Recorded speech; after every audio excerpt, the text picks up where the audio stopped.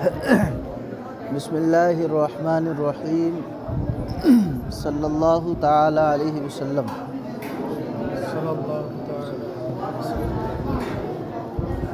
گزشتہ سبق میں انہوں نے قرآن کی تیسری صفت کا بیان کیا۔ فرمایا تھا المنقول عنہ نقلا متواترا بلا شبہۃ۔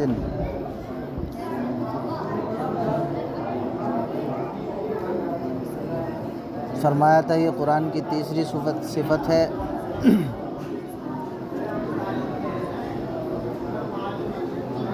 پھر متواترن کو یہ قید اعتراضی بنا کر کے انہوں نے پیش کیا اور فرمایا کہ ماتن کا قول متواتر یہ ان آیتوں سے اعتراض ہے جو بطریق احاد منقول ہیں، جیسے حضرت ابی رضی اللہ تعالیٰ عنہ کی قرأت قضاء رمضان میں فعدۃ من ایام اخر متتابعات، کہتے ہیں لفظ متتابعات کے ساتھ صرف حضرت ابی کی قرأت ہے، باقی کسی اور قاری کی نہیں۔ اور ان آیتوں سے بھی اعتراض ہوتا ہے جو بطریق شہرت منقول ہیں، جیسے ابن مسعود رضی اللہ تعالیٰ عنہ کی قرأت حد سرقہ میں فَاقْطَعُوا أَيْمَانَهُمَا، اور کفارہ یمین میں فَصِيَامُ ثَلَاثَةِ أَيَّامٍ متتابعات۔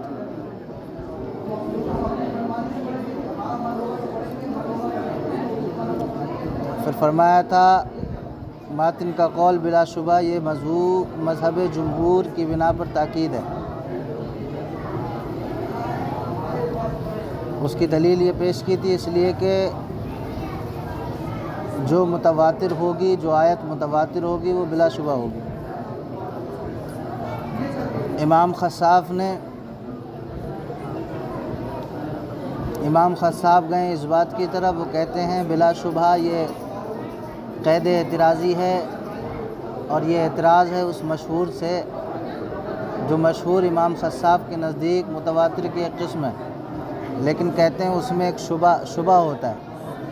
وہ کیا ہے؟ شبے کے ساتھ ہے۔ متواتر کی جو قسم مشہور ہے وہ شبے کے ساتھ ہے، تو بلا شبہ سے وہ مشہور نکل گیا امام خصاب کے نزدیک۔ صاحب نور الانوار فرماتے ہیں یہ تمام باتیں اس صورت میں ہوں گی، تمام اعتراض و جوابات اس صورت میں ہوں گے، تمام قیدوں کو قید اعتراضی اس صورت میں مانا جائے گا جب المصاحف میں الف لام جنس کا ہو، اور جب عہد کا مان لیا جائے تو اب المصاحف سے ہی غیر متواتر قرأتیں نکل جائیں گی، قیدوں کی ضرورت نہیں ہے۔ پھر بھی انہوں نے کہا یہ نقل متواتراً بلا شبہتن کو پھر کیا مانیں گے؟ تو کہتے ہیں یہ واقعے کا بیان ہوگا اور قید اتفاقی ہوگی۔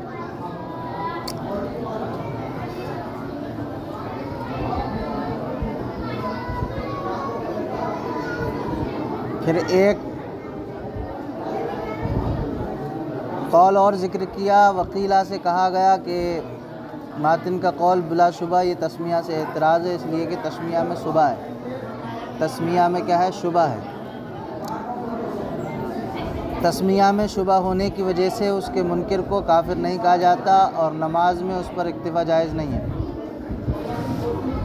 شبہ کس طریقے سے؟ امام مالک کہتے ہیں یہ قرآن کا جز نہیں ہے، جب قرآن ہی کا جز نہیں ہے تو صورتوں کا بھی جز نہیں ہے۔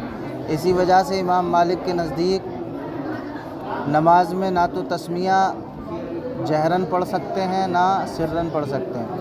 وہ تسمیہ پڑھنے کی، بسم اللہ الرحمن الرحیم پڑھنے کی اجازت امام مالک علیہ رحمۃ و رضوان نماز کے اندر نہ جہراً اجازت دیتے ہیں پڑھنے کی نہ سرراً۔ تو کہتے ہیں جس آیت کے قرآن ہونے سے خارج ہونے کا شبہ ہو جائے، یعنی لوگ یہ کہہ دیں یہ قرآن نہیں ہے حالانکہ وہ قرآن ہے، اس میں اگر یہ شبہ آ جائے تو پھر اب اس کے منکر کو کافر نہیں کہا جائے گا۔ اور اس پہ نماز میں اکتفا کیوں جائز نہیں ہے؟ تو فرماتے ہیں یہ بعض کے نزدیک پوری آیت نہیں ہے۔ حضرت ام سلمہ کی روایت پیش کرتے ہیں، کہتے ہیں نبی کریم صلی اللہ علیہ وسلم نے بسم اللہ کو الحمدللہ کے ساتھ ملا کر پڑھا، تو اس سے پتہ چلا یہ پوری آیت نہیں ہے۔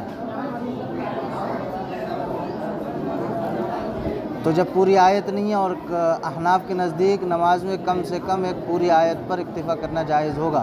جواز صلاۃ کے لیے احناف کے نزدیک کم سے کم ایک آیت، پوری آیت ہونا چاہیے۔ پھر فرمایا جب اس میں شبہ آ گیا تو اب اس کی تلاوت جنوبی شخص کے لیے، حیض و نفاس والی عورتوں کے لیے بھی جائز نہیں ہے۔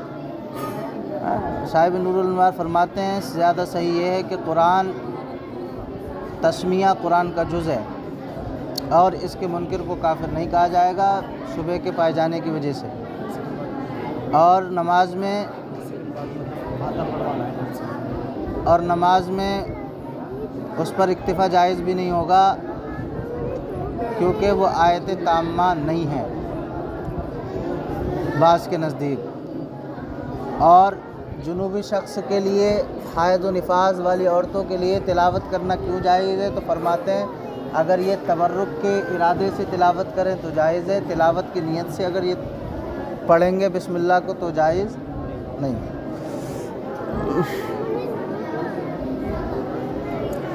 اب یہاں سے فرماتے ہیں وَهُوَ اسم للنظم والمعنى جميعا،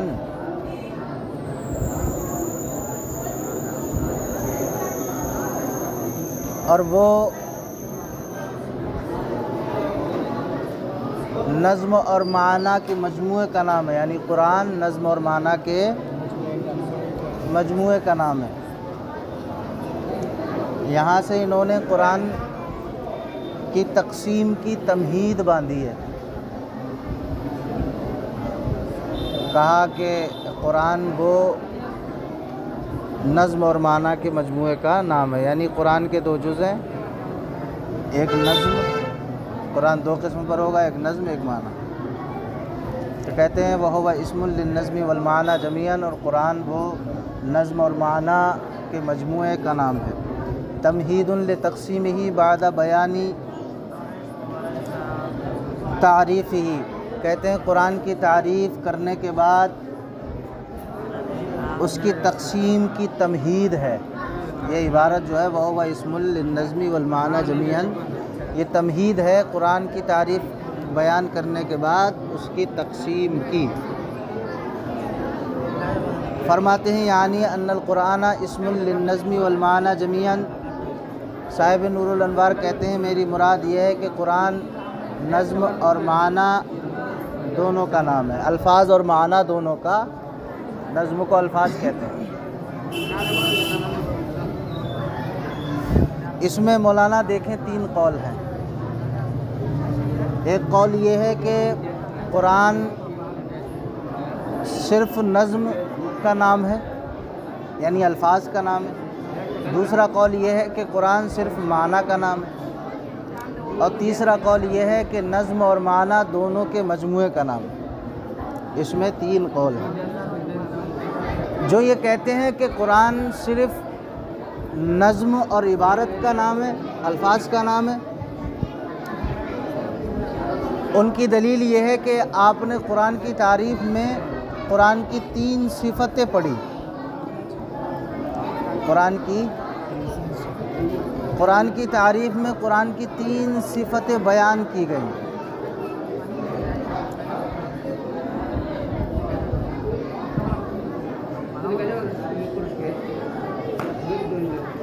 پہلی صفت المنزل علی الرسول، دوسری صفت المکتوب فی المصاحف، تیسری صفت المنقول عنہ نقلا متواترا بلا شبہۃ۔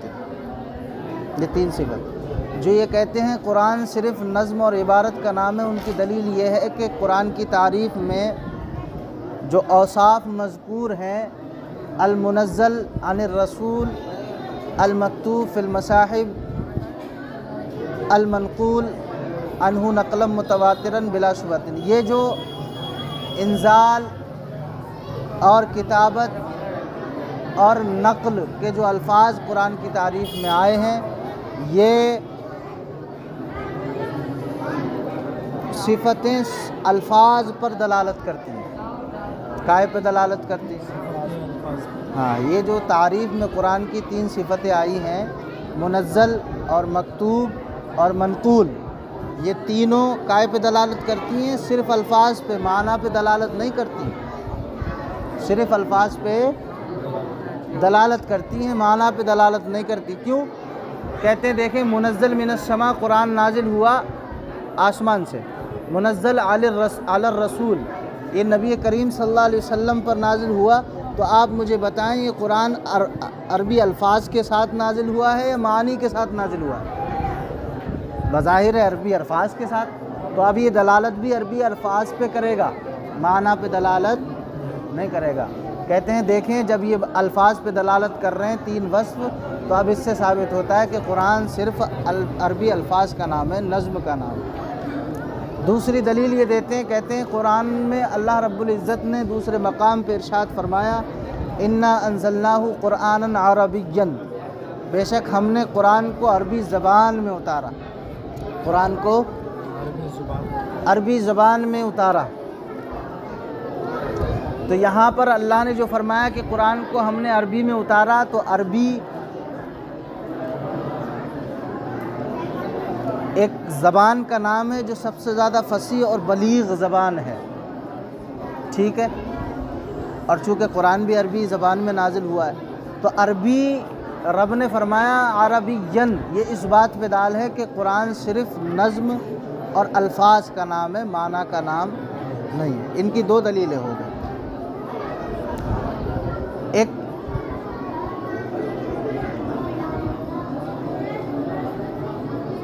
ایک قول یہ ہے، وہ کہتے ہیں کہ قرآن صرف معنی کا نام ہے، قرآن صرف معنی کا نام ہے۔ وہ دلیل دیتے ہیں کہ دیکھیں اگر قرآن معنی کا نام نہیں ہوتا تو حضرت امام اعظم ابو حنیفہ رحمہ اللہ تعالی نے فارسی زبان میں قراءت قرآن کو جائز قرار دیا ہے۔ امام اعظم فرماتے ہیں کہ کوئی بندہ اگر فارسی زبان میں نماز کے اندر فارسی زبان میں اگر قراءت کرنا چاہے تو اس کے لیے جائز ہے، وہ قراءت کر سکتا ہے۔ کہتے ہیں اگر معنی کا نام نہیں ہوتا تو امام اعظم کبھی بھی فارسی زبان میں قراءت کرنے کو جائز قرار نہ دیتے۔ ان کا قراءت کرنے کو جائز قرار دینا اس بات کی دلیل ہے کہ قرآن صرف معنی کا نام ہے، الفاظ کا نام نہیں ہے۔ ظاہر ہے عربی کے علاوہ جتنی زبانیں سب معنی ہیں۔ یہ اگر قرآن کا ترجمہ ٹرانسلیٹ کسی بھی زبان میں کیا جائے گا تو وہ معنی تو ہی ہوں گے، الفاظ نہیں ہوں گے۔ تو وہ کہتا ہے کہ امام اعظم کا اس بات کو جائز قرار دینا کہ نماز میں فارسی زبان میں قراءت کرنا جائز ہے، یہ اس بات کی دلیل ہے کہ قرآن صرف کس کا نام ہے؟ معنی کا نام ہے، الفاظ کا نام نہیں ہے۔ اور دوسری دلیل یہ دیتا ہے کہ دوسری دلیل ان کی یہ ہے، جن کا قول یہ ہے کہ قرآن صرف معنی کا نام ہے، دوسری دلیل یہ دیتے ہیں قرآن سے ہی دیتے ہیں۔ فرماتے ہیں وَإِنَّهُ لَفِي زُبُرِ الْأَوَّلِينَ، اللہ نے فرمایا ہم نے قرآن کو پہلی کتابوں میں بھی ذکر کیا ہے۔ وَإِنَّهُ لَفِي زُبُرِ الْأَوَّلِينَ، قرآن کو ہم نے پہلی کتابوں میں بھی ذکر کیا ہے، یعنی قرآن کو پہلی کتابوں میں قرآن کا ذکر آیا ہے۔ تو اب یہ بات تو بالکل طے ہے کہ قرآن کے علاوہ جتنی آسمانی کتابیں ہیں یہ سب غیر عربی میں ہیں۔ کس میں ہیں؟ غیر عربی میں ہیں، عربی میں نہیں ہے بلکہ دوسری زبان میں ہے۔ اور ان کتابوں میں قرآن کا ذکر کرنا، قرآن کو بیان کرنا، یہ اس بات کی دلیل ہے کہ یہ معنی پہ دلالت کر رہا ہے، کیونکہ اگر وہ عربی زبان میں ہوتی آسمانی کتابیں تو اب یہ الفاظ پہ دلالت کرتی، معنی پہ دلالت نہیں کرتی۔ اور غیر عربی میں وہ آسمانی کتابیں نازل ہوئی ہیں اور اس میں قرآن کا ذکر ہے۔ اللہ نے فرمایا وَإِنَّهُ لَفِي زُبُرِ الْأَوَّلِينَ، ہم نے قرآن کو پہلی کتابوں میں، پہلی آسمانی کتابوں میں بھی نازل فرمایا ہے۔ تو مطلب کیا ہے کہ پہلی آسمانی کتابوں میں جو قرآن اللہ نے مذکور فرمایا ہے وہ قرآن عربی زبان میں نہیں ہے، نظم عربی میں نہیں ہے۔ تو پتہ چلا جب نظم عربی میں نہیں ہے تو اس بات کی دال ہے کہ قرآن صرف معنی کا نام ہے، الفاظ کا نام نہیں ہے، کیونکہ یہ بھی غیر عربی میں اگر قرآن کا ذکر کیا جاتا ہے تو وہ معنی پہ دلالت کرتا ہے، الفاظ پہ دلالت نہیں کرتا۔ تو 2 دلیلیں ہو گئیں اس قائل کی جس نے یہ کہا کہ قرآن صرف معنی کا ہے۔ تیسری دلیل یہ ہے، فرماتے ہیں کہ تیسری دلیل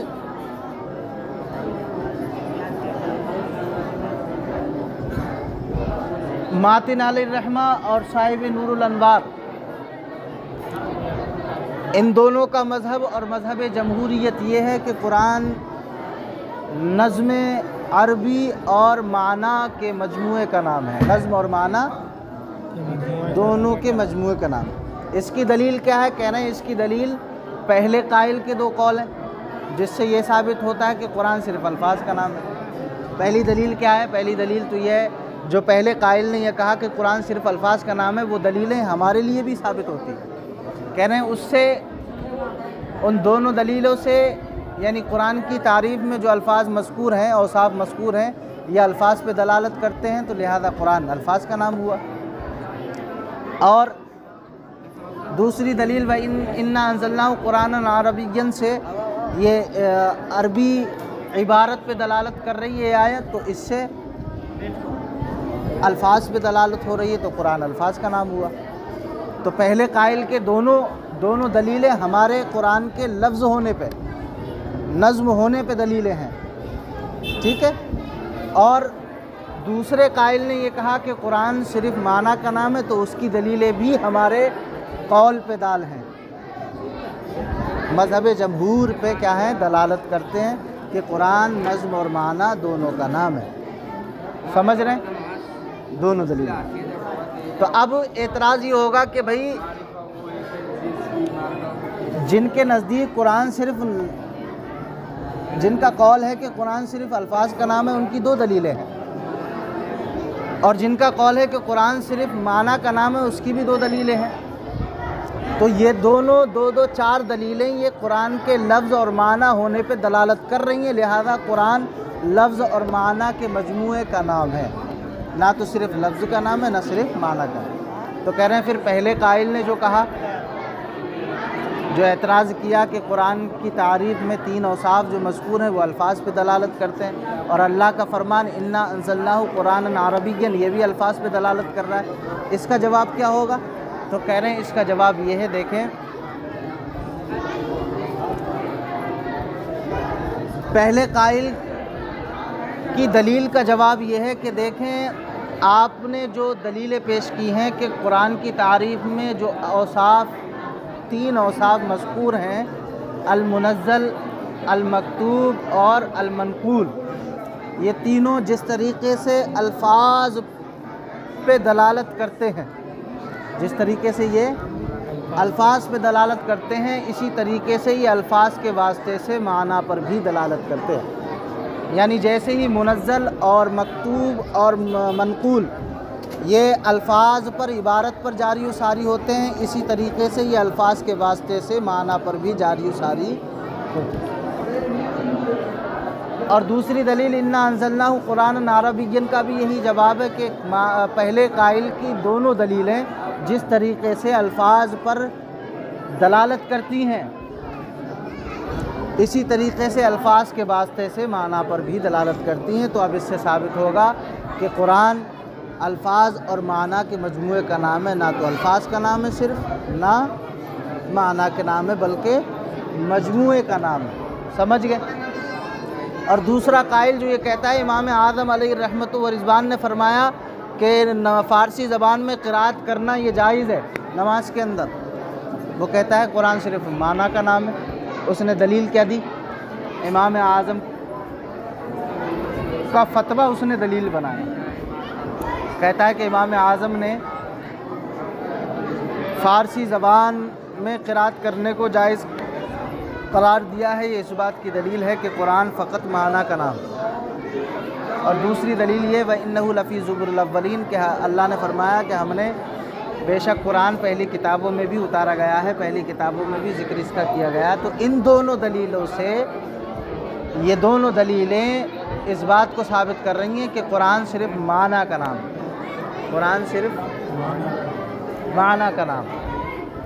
तो इसका जवाब ये है, देखें, इमाम आज़म अलैहि रहमतु व रिज़वान जो कुरान पाक को फ़ारसी ज़बान में क़िराअत करने को जायज़ कहते हैं नमाज के अंदर, इसका जवाब ये है, इसके दो जवाब हैं मौलाना। पहला जवाब ये है कि इमाम आज़म ने जो नमाज के अंदर कुरान کو فارسی زبان میں قرات کرنے کو جائز کہا ہے؟ اس کی پہلی وجہ تو یہ ہے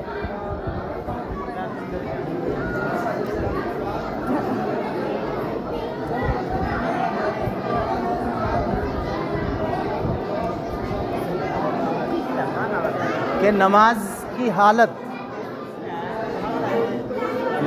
حالت حقیقت میں یہ اللہ تعالیٰ کے ساتھ راز و نیاز کی حالت ہے۔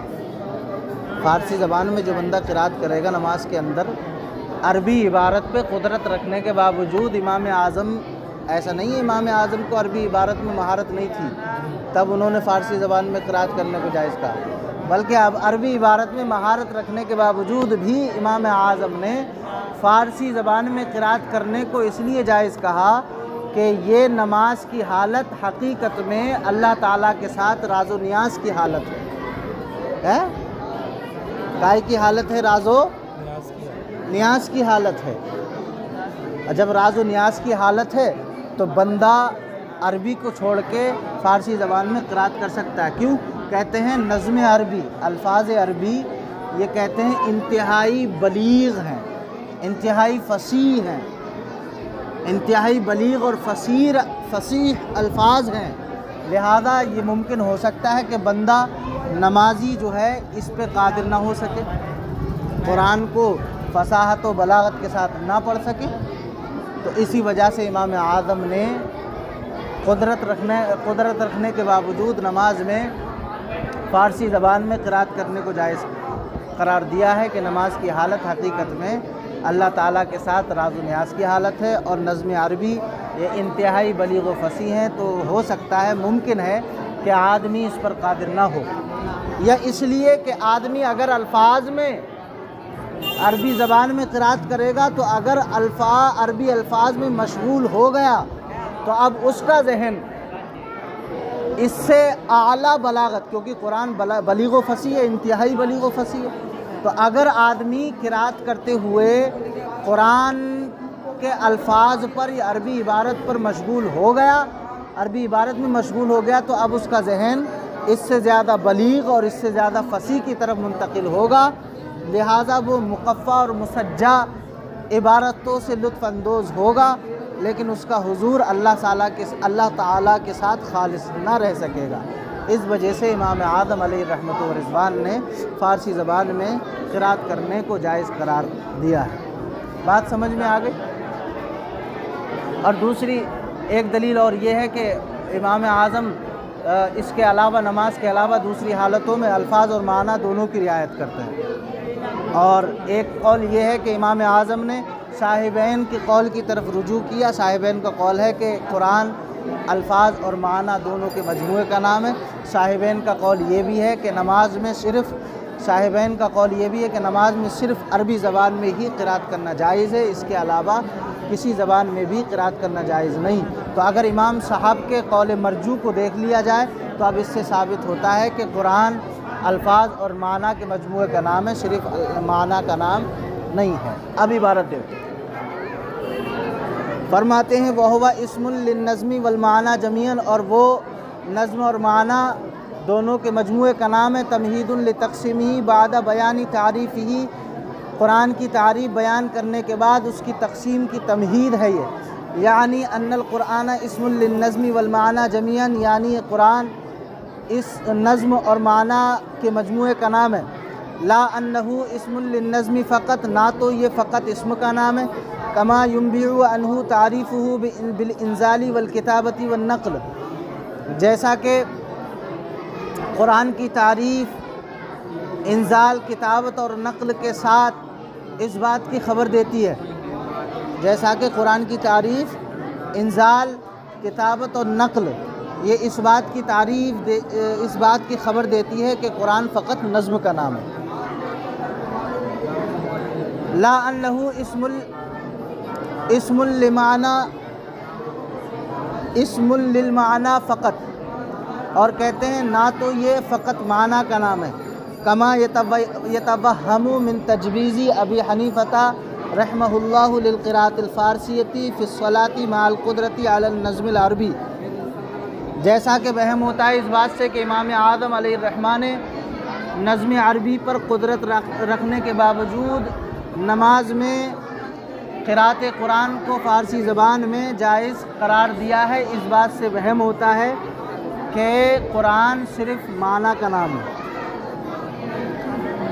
کہتے ہیں وَذَلِكَ لِأَنَّ الْأَوْصَافَ الْمَذْكُورَةِ، اور وہ اس لیے کہ اوصاف مذکورہ جاریۃ فی المعنی تقدیراً، کہ اوصاف مذکورہ یہ جاری ہیں معنی کی تقدیر میں۔ اوصاف مذکورہ یہ جاری ہیں کس کی تقدیر میں؟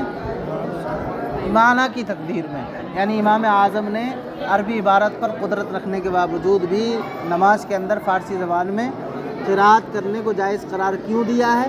کہتے ہیں جائز قرار دیا ہے، اور ان کا جائز قرار دینا یہ جاری ہے معنی کی تقدیر میں، اور نماز کا جائز ہونا فارسی زبان میں قراءت، نماز کا جواز فارسی زبان میں قراءت کرنے سے، یعنی فارسی زبان میں قراءت کرنا یہ نماز کے لیے جائز ہے۔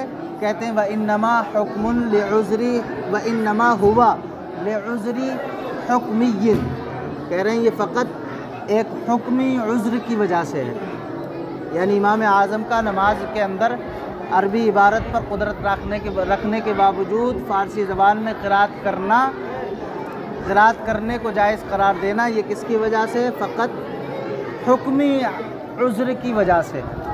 کہتے ہیں وجواز الصلاۃ، اور نماز کا جواز بالفارسیتی، فارسی زبان میں قراءت کرنے سے، فارسی زبان میں قراءت کرنے کو جائز قرار دینا یہ نماز کا جواز انما ہوا لعذر حکمی، یہ فقط ایک حکمی عذر کی وجہ سے ہے۔ اور وہ حکمی عذر کیا ہے؟ وہ ہوا ان حالت الصلاۃ حالت المناجاتی مع اللہ تعالی، اور وہ حکمی عذر کیا ہے؟ وہ نماز کی حالت اللہ تعالیٰ کے ساتھ راز و نیاز کی حالت ہے۔ نماز کی حالت اللہ تعالیٰ کے ساتھ راز و نیاز کی حالت ہے، لہذا اللہ تعالیٰ سے راز و نیاز کی باتیں کرنا یہ اس وقت ہو سکتا ہے جب بندہ عربی کو چھوڑ کر فارسی زبان میں قراءت کرے، یہ حکمی عذر ہے۔ ٹھیک ہے، فرماتے ہیں وَالنَّظْمُ الْعَرْبِي مُعْجِزٌ بَلِيغٌ، اور نظم عربی عبارت یہ انتہائی بلیغ اور فصیح ہے۔ فَلَعَلَّهُ، تو ممکن ہے لا يَقْدِرُ عَلَيْهِ، کہ نمازی اس پر قادر نہ ہو سکے، عربی عبارت کو بلاغت و فصاحت کے ساتھ ادا نہ کر سکے، ادا کرنے پر قادر نہ ہو سکے۔ اسی وجہ سے امام اعظم نے کیا کہا ہے کہ فارسی زبان میں قراءت کرنا جائز۔ کہتے ہیں او لأنہ، یا اس لیے کہ ان اشتغل بالعربی، اگر نمازی عربی عبارت کے ساتھ مشغول ہو گیا، ینتقل الذہن منہ الی حسن البلاغت والبراعت، تو کہتے ہیں اگر نمازی عربی الفاظ میں مشغول ہو گیا تو اس کا ذہن اس سے زیادہ فصیح، اس سے عمدہ بلاغت اور عمدہ براعت کی طرف منتقل ہو جائے گا، اس کا ذہن اس سے عمدہ بلاغت اور اس سے عمدہ براعت کی طرف، فصاحت کی طرف کیا ہو جائے گا؟ ذہن منتقل ہو جائے گا۔ اب جب ذہن منتقل ہو جائے گا تو فرماتے ہیں وَيَتَلَذُّ بِالْأَسْجَاءِ وَالْفَوَاصِلِ، اور پھر بندہ مسجع اور مقفع عبارتوں سے لطف اندوز ہوگا۔ لم يخلص الحضور مع اللہ تعالیٰ، تو اب اس کا حضور اللہ تعالیٰ کے ساتھ یہ خالص نہیں رہ سکے گا، یعنی وہ جس نیت سے نماز پڑھنے کھڑا ہوا ہے اس کا حضور قلب یہ ہے اللہ تعالیٰ کے ساتھ خالص نہیں رہ سکے گا۔ مولانا اس میں دو الفاظ آئے، ایک اسجع اور فواصل۔ اسجع یہ سجع کی جمع ہے، سجع کہتے ہیں انسان کے کلام منصور میں جو لفظ آخر میں آئے اسے سجع کہتے ہیں۔ انسان کے کلام منصور میں جو لفظ آخر میں آئے اسے کیا کہتے ہیں؟ سجع کہتے ہیں۔ جیسے حضرت پیکر قدسالی کے الفاظ ہیں، ایک غزل ہے کہ ہم بھی مدینہ جاتے تو کچھ اور بات ہوتی، وہاں جا کے پھر نہ آتے تو کچھ اور بات ہوتی۔ یہ آخر میں جو الفاظ سیم آ رہے ہیں اس کو سجع کہتے ہیں۔ سمجھ رہے ہیں؟ جیسے اعلیٰ حضرت کا کلام ہے، چمک تجھ سے پاتے ہیں سب پانے والے، میرا دل بھی چمکا دے چمکانے والے، آخر میں جو والے آ رہا ہے اسے کیا کہتے ہیں؟ اور فواصل یہ فصل کی جمع ہے، اگر یہی قرآن میں آ جائے تو اس کو فاصلہ کہتے ہیں، سمجھ رہے ہیں؟ اس کو فاصلہ کہتے ہیں۔ اگر قرآن میں ہی ایسے ہی آخر میں الفاظ آ جائے، جیسے سورہ والضحیٰ میں الف مقصورہ ہے نہیں، والضحیٰ واللیل اذا آخر میں ہے، تو اب اس کو کیا کہیں گے؟ فاصلہ کہیں گے، اور اسی کی جمع فواصل۔ کہہ رہے ہیں آدمی جب عربی عبارت میں مشغول ہو جائے گا تو وہ اس سے عمدہ بلاغت اور اس سے عمدہ برات کی طرف اس کا ذہن منتقل ہوگا۔ اب وہ مسجع کلام اور مقفع عبارتوں سے کیا ہوگا؟ لطف اندوز ہوگا۔ لم یخلص الحضور مع اللہ تعالی، تو اب اللہ تعالیٰ کے ساتھ اس کا حضور خالص نہیں رہ سکے گا۔ بل یکون ھذا النظم، بلکہ یہ نظم عربی یعنی الفاظ حجاباً، یہ پردہ بن جائیں گے، بینہ نمازی کے درمیان، و بین اللہ تعالیٰ، اور اللہ تعالیٰ کے درمیان۔ اللہ تعالیٰ کے درمیان نظم کیا بن جائیں گے؟ پردہ بن جائیں گے نمازی اور اللہ تعالیٰ کے درمیان۔ وہ کہتے ہیں وکانہ ابو حنیفہ رحمہ اللہ تعالیٰ، اور امام اعظم نے فارسی زبان میں قرات کرنے کو کیوں جائز کہا ہے؟ امام اعظم کیوں قرات کرتے تھے فارسی زبان میں؟ تو فرماتے ہیں وکانہ ابو حنیفہ رحمہ اللہ تعالیٰ، اور امام اعظم ابو حنیفہ رحمہ اللہ تعالیٰ مستغرقاً، یہ غرق تھے، فی بحر التوحید والمشاہدتی، یہ توحید اور مشاہدے کے سمندر میں کیا تھے؟ غرق تھے، اس قدر غرق تھے، لا یلتفتو الا الی الذات، تو یہ سوائے ذات باری کے کسی اور کی طرف متوجہ نہیں ہوتے تھے، نماز میں سوائے ذات باری کے کسی اور کی طرف متوجہ نہیں ہوتے تھے۔ جب یہ غرق تھے اور کسی اور کی طرف ان کا ذہن جاتا بھی نہیں تھا، تو اب لہذا امام اعظم کے نزدیک فارسی زبان میں قرات کرنا جائز ہوگا، فقط ان کے لیے۔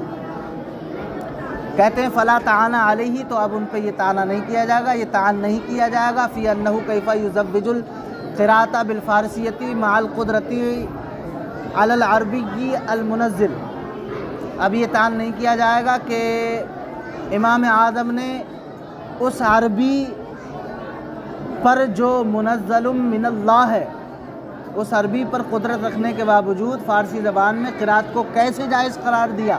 اب یہ تعان نہیں کیا جا سکتا ہے، انہوں نے اس لیے جائز قرار دیا، پیچھے دلیلیں آ چکی ہیں کہ یہ حالت حقیقت میں اللہ تعالیٰ کے ساتھ راز و نیاز کی حالتیں ہیں، اور دوسری دلیل یہ کہ اگر بندہ عربی الفاظ میں مشغول ہو گیا تو پھر اس کا ذہن ذات باری کی طرف نہیں جائے گا بلکہ عبارتوں کی طرف چلا جائے گا، بلاغت اور عمدہ فصاحت کی طرف، سمجھ گئے؟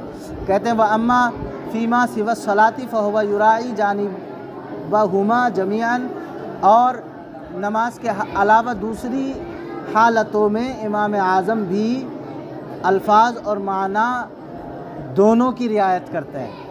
الفاظ، جب امام اعظم ابو حنیفہ نماز کے علاوہ دوسری حالتوں میں الفاظ اور معنی دونوں کی رعایت کرتے ہیں، تو پھر نماز میں فارسی زبان میں قرات کرنے کو کیوں جائز قرار دیا؟ یہ سوال اعتراض نہیں کیا جائے گا، اس کا جواب ہم پیچھے دے چکے ہیں، اس کا جواب ہم پیچھے دے چکے ہیں۔ امام صاحب نے یہ بھی کہا ہے کہ بھئی فارسی زبان میں قرات کرنا اور فارسی مترجم کو چھونا، قرآن کے ترجمے کو جو فارسی میں اسے چھونا جنوبی شخص کے لیے اور حیض و نفاس والی عورتوں کے لیے یہ جائز ہے، تو ان کے لیے جائز قرار دینا یہ جائز ہے۔ تو اس کا مطلب یہ ہے کہ قرآن امام اعظم علیہ الرحمۃ و رضوان کے نزدیک صرف معنی کا نام نہیں ہے بلکہ نظم اور معنی دونوں کے مجموعے کا نام۔ ٹھیک ہے، مسئلہ سمجھ میں آ گیا، یاد رہنا چاہیے۔